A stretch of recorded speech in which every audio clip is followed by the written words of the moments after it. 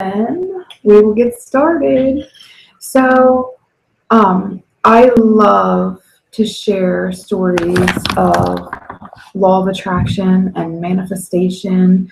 I think that it really grounds in the reality of creating your own life. And when we share our stories, these magical stories, we really get to connect in. So I thought it would be just a fun way of sharing what we've experienced and bringing tips and tricks that we've learned along the way and sharing with others. So I really had to think about what stories I wanted to share with you, because I have so many. I have a lot of stories that from little tiny, like, thinking about birds and then birds manifest in a really cool way, or thinking about a word in my mind and then the word like shows up in a book later on in the day. As I have gotten more aware of my world around me, I'm sorry, I wanted to make sure. As I've gotten more aware of my world around me, I am becoming more aware of these manifestations. So what I want to begin to say is you are already creating. Each and every day, each and every moment, you are creating. It's not something that you need to learn. You already are doing it. It's just a matter of what is your focus on and what are you bringing into your life. So when The Secret kind of like blew up, it was basically just to wake you up to the fact that you were already creating. It's not something that you turn off or on. It's something that you learn how to direct your focus.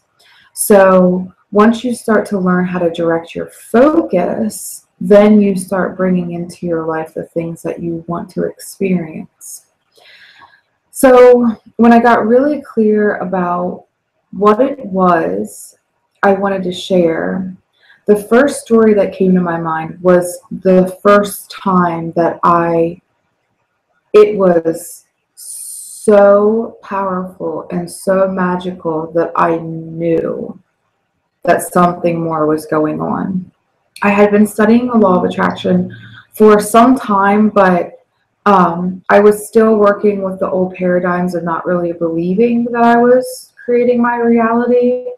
I was playing around with like the green lights and the parking spots, but nothing like really definite. So I was in a time when I had gotten back with my now husband. He was my boyfriend, and I was really in a lot of fear about my relationship from everything that I was experiencing, that I had experienced in the past. And I was like holding myself in all this fear. And I was in so much physical pain, not physical pain, emotional pain, that I just felt like I was just like a knot, you know? And I remember being in my living room, and I remember just like surrendering and saying like, whatever happens, happens. Like, I'm done being in this fear. And let me go back. The week before that, I had really like started to think about wanting to get microdermabrasion. And for those of you that don't know, microdermabrasion is like basically like resurfacing your skin cells. It's like to help rejuvenate your skin. But most of the time, those sessions are $150 to $200, and I couldn't see paying that at that time. So it was like something I had just kind of thought about, and then I let go. So here I am, I'm in my living room, and I'm like releasing this fear and saying like, I'm letting go, I'm not worrying about this. And I have a salon in my house, and like 10 minutes later, the doorbell rings, and I'm like, that's odd, I didn't have anybody scheduled. So I look out the window, and there's this red Corvette. And so I answered the door, and there's this like bubbly blonde standing there. And she's like, some of your clients said that you might be willing to help me. And I'm like, absolutely, come on in. Like, what can I do for you? And she hands me a flyer, and she's like, I work for a Medi Spa, and it's about 20 minutes from my house in an opposite direction. So it was kind of odd that she would even be it was really odd that she would come to my house because I'm not like a huge salon, it's just me. And she hands me this flyer and she says, would you be willing to put these in your salon? And I have a coupon. And I'm like, absolutely. So I start looking down the list and there is microdermabrasion. And I'm like, oh, okay. I was like, I actually was just thinking about like wanting to try this. And she's like, why don't you come in and I'll give you a session for free? In that moment, I was like, holy shit. I was thinking that I wanted microdermabrasion. That's something very specific. I let this fear go. I surrendered all this fear. And 10 minutes later, she shows up in my driveway and hands me it. And that's the first time that I was like, there is something to this. I mean, even like my conscious, even my mind was like, okay, we can't make this up. So that ended up being my cornerstone, my like grounding point in my mind. Whenever I was doubting, I always go back to that. I'm like, nope, remember, microdermabrasion, like you can't make this up. So the tip for this tip I wanted to share was, when you are in fear, in any fear, you are holding yourself apart from what it is you want. It's like, if you're a huge garden hose and there's water flowing through you, the fear is holding the hose tight. Nothing can get through, or just a little trickle. And as you start to release the fear, the doubt, the worry, the anxiety, as you're letting this go and you're moving into the vibration of trusting, optimism, hopefulness, you are expanding and allowing more and more to flow to you. So fear, worry, doubt, all those lower vibrations are cutting you off from what it is that you're wanting. As you're letting go, you're allowing things to come into your life. So fear actually stops you in all areas of your life. The second story that I want to share with you is the story of my getting pregnant with Emilia and then my labor and birth. I'm not going to go into the gory details about it, but this story really represents the whole mechanism, the whole mechanics of creation and manifestation. So even before I got pregnant, I knew that I wanted to have what you would now call an alternative birth. I mean, who would have thought that like we would be in a place where we'd be calling this birth an alternative? Like, I knew that I wanted to have a natural birth, and I really wanted to have a water birth. I actually wanted to have a home birth, but when I ended up getting pregnant with her, the midwives that were in the area had been given a cease and desist order, and they were not allowed to practice. So the only other option we had was to go to a birthing center, which was an hour and a half from our house. So I knew that this was something I wanted. I just felt like this big pull of wanting to have more control over my body and not wanting to go through the hospital program. There's nothing wrong with that. That just wasn't, it just didn't feel like something I wanted. So I got pregnant with her very easily, and I stayed with my original OBGYN until I was about 4 months pregnant. And then I still kept having this pull. So my husband, who has always been amazingly supportive, allowed me to explore what it would be like to go to the birth center. So we set up an appointment and we went. Like I said, it was an hour and a half. And even though I had doubt when I went there, the larger part of me felt called there. So we together talked about it and agreed that that's the path that we wanted to take. So after I committed to going to the birth center, what I would do was every day I would go into my bedroom and lay down, and I would start to visualize what it would be like to actually go there, and what it would be like to have a natural birth, and what it would be like to experience this. I also got the Hypnobabies birthing program, and I actually didn't use it during my birth, but what for me, because I was already like focused on the mindset part of it, it really like drove in the mindset. So I started to change my beliefs as these beliefs were coming up, the fears, the doubts, the worries of, are we going to make it in time? The fear of what's going to happen with my body. I changed the fear of that, have like what was going to happen in my body to, my body knows what it's doing. It's creating a baby without me consciously doing anything. My body knows what to do. I changed the fear of something bad happening to the midwives are trained, and this, we as women have been doing this for the beginning of time.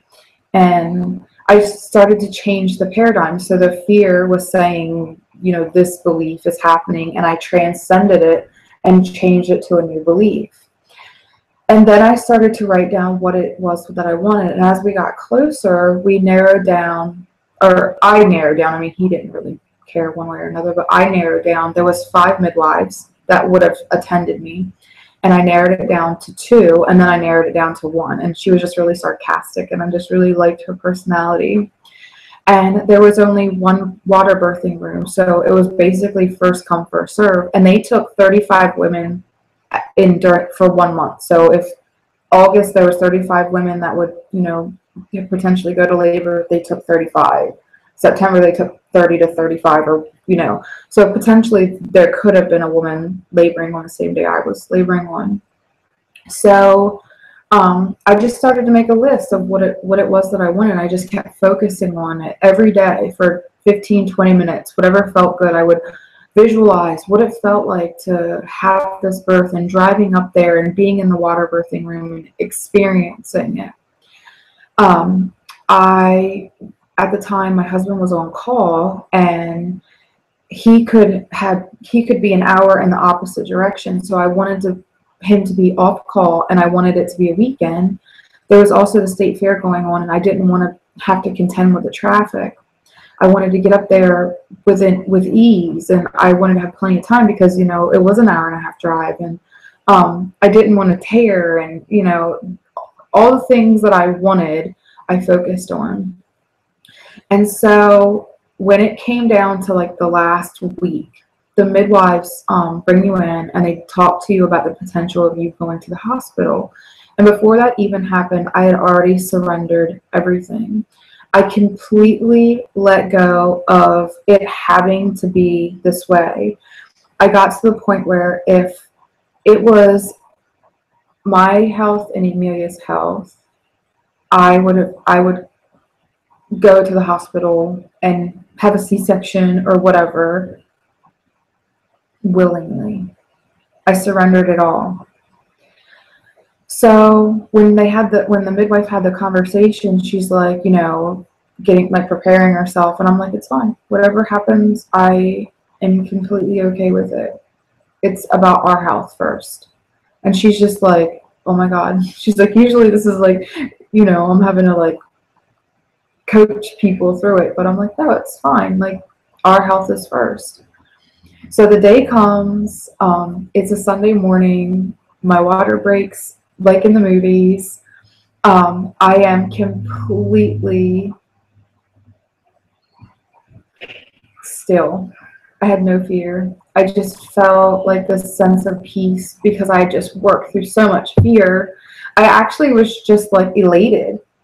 And I got in the shower, and I called the midwife, and she's like, okay, just hang out at home and call me back, and we'll take it one step at a time. And she calls us back like hours later, and she's like, what's going on? I'm like, oh, we're just hanging out and watching TV. And she's like, you need to be in labor.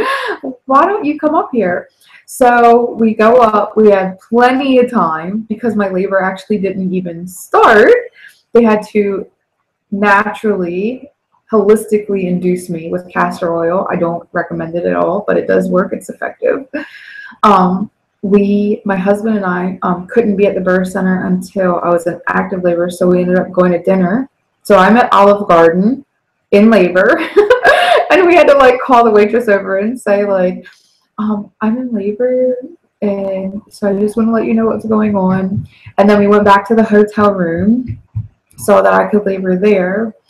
And after I was in active labor, I went back to the birth center. I was the only person there. I got the birthing room. The midwife was the midwife that I wanted. I had Emilia. I think I was in active labor for 7.5 hours. I had her at 7:57 the next morning. Um, it was not easy. I'm not going to say it wasn't easy. I'll get to that part in a minute. It was amazing. The experience was absolutely amazing, and I didn't tear or anything like that at all. My midwife was blown away. We were back home, so we had her at 7:57 on Sunday morning. We were back home at 1:30 that afternoon because they have an early release. As long as you and the baby check out through their health testing, they want you to go home and be in your natural environment so that you can rest and heal with your family and you're in your own comfort zone. By the end of the week, I was healed. It takes your body a complete year to actually heal, but like healing as far as feeling like physically well, and I just felt really good. So the mechanics of this, and this applies to anything that you want to create in life. You have a desire. You're holding a desire. So my desire was I wanted to go to the birth center because I didn't want to go the hospital route. So you're holding a desire. But fear arises through that, and your beliefs that you're holding and the fears that you're holding are going to come up, and you have to transcend them. So you're changing this belief. The fear is, if I don't go to the hospital, something bad's going to happen to her. If I don't go to the hospital, I'm not going to make it in time. If I don't go to the hospital, something's going to happen to me. If I don't go to the hospital, something's going to happen to her. So these were the fears. I had to transcend them and change them into the beliefs that I wanted to create. I believe in my body. I believe in the process. I believe in the midwives. I believe we're going to have enough time. I believe that I'm going to be fine. And then after you start to transcend these beliefs, you visualize and you see what it looks like, and you start to feel, and you really implement it into your subconscious mind. You're taking the time to connect in. You're taking the time to visualize. You're taking the time to see and to feel and really feel it. Allow the emotion of excitement and joy, and allow these exciting feelings as you're visualizing and you're feeling. This is the power, the excitement, the feelings that you're feeling. And then you have to detach from the outcome. You have to let it go. So as you know, after I visualized and I really was getting these into my subconscious mind, I had to fully surrender, and I had to fully let go of the outcome. I mean, you literally have to let go of the outcome. It has to be like, it's like you're pulling yourself into this one reality and you're saying, I want this is what I want. But then in the end, you let go and you say, whatever reality comes is okay. So when I surrendered to the potential of having to go to the hospital and getting a C-section, I really truly surrendered. What that does is it takes all the resistance out of it, and you allow every potential to be equal. And so you align with the reality that you want to create because you're allowing everything to be equal. And then you trust and you just let go. Now, I believe the reason why I experienced my labor was intense. It was very intense. I mean, I think labor is intense, but I think that some people feel it more intensely than others. And I believe the reason why my labor was so intense was I was so, I was pushing against the pain. I was so concentrated on not feeling pain that I was actually pushing against it instead of just accepting it. You know, that this is a part of it and it doesn't have to be really bad and I can handle it. I was pushing against it. So I think I actually created more resistance and felt more intense pain than I should have. So the next time, I know that I'm not going to push against it. So let me recap the mechanics. You are holding a desire. You develop a desire, whether it be a new car, more money, a different relationship, a better marriage, more friends, a better business, a new career, a thinner body, whatever it is, you're holding a desire. And you are holding that desire because it is there for you to manifest. You are not holding a desire for something you don't want to create. You're holding a desire for something you strongly want to create. It is there and it exists because it's a potential and life wants this to unfold for you. So once you start to align with your desire, any beliefs that are in the way, any roadblocks, any fears, any worries that are in the way are going to arise. And once you start to see them as just a belief and only a belief, and they can be changed and you're going to change them, in that moment, you allow the belief to arise and say, okay, this is not what I want. I'm going to transcend that. And then you pick what you want to choose, what you want to believe. And as you start to implement that, every time this fear arises, you say, no, this is what I believe. This fear, nope, this is what I believe. Eventually those fears start to drop away because you're creating the new belief. And then as you start to visualize and add emotion to what you're wanting to create, you are creating this in your subconscious mind as a potential. And then once you have gotten to the point where you feel really good about what you're creating, and you'll feel the shift, because in the beginning when you're starting to create it, it feels really good to visualize and it feels really good to like do all these things and look for examples, and then it's going to shift and it's going to feel actually resistant to start to look. So say you're looking for a new car and you've put all these, it's the desire and you're holding it, and then all the, fears and worries about if I can afford it and blah, blah, all those, whatever fears. And then you're looking for the examples and you're like test driving cars and it feels really awesome. And then it starts to shift and it starts to feel a little resistant. Like, oh, I'm kind of getting sick of looking for cars. That's when you know it's time to let go. When you start to feel the resistance in it because you're constantly searching, it's time to say, okay, I don't need to worry about how this is going to happen or when this is going to happen, or even if this is going to happen. It's time for me to let it go completely, and then let it go and trust. So these are my tips for you, and I hope that you apply them. I hope this brings a little bit more clarity into how you're actually using the mechanism of creation. Remember that you are creating each and every day, every moment. You're creating something. Something's coming to you. It's just, what are you focused on? Is it something that you want to experience, or is it something that you don't want to experience? And when you're ready to own the power that you created both, then you get to change it. And each and every belief that you hold is just a belief, and you get to change them as well. As they arise, you get to pick and choose if it's something that you want to experience. As your beliefs arise, ask yourself, is this something that I want? If this is not something that you want to believe, pick a new belief. And you can. Each and every belief can be changed. So thank you for watching, and I hope to see you again. Bye.